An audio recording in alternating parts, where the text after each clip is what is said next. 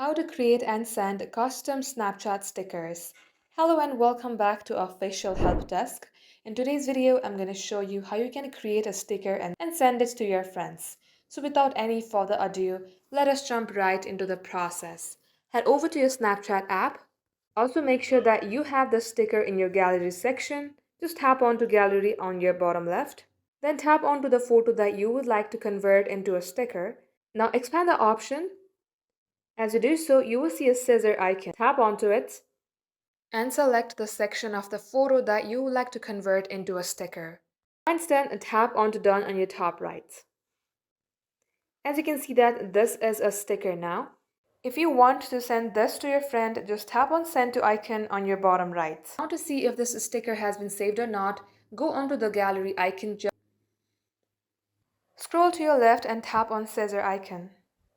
And you will see all the stickers that you have made by cloning. And that is how you can do it.